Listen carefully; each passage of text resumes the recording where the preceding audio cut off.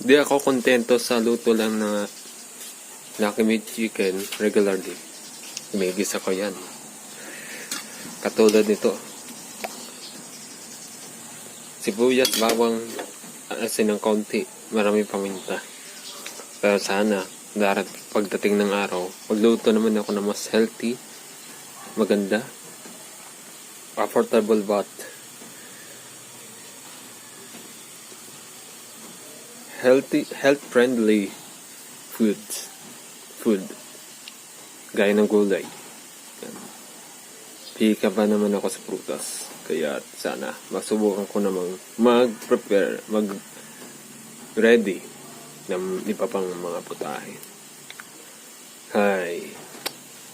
Iba talaga pag laking instant. Instant din ang buhay. Huwag naman.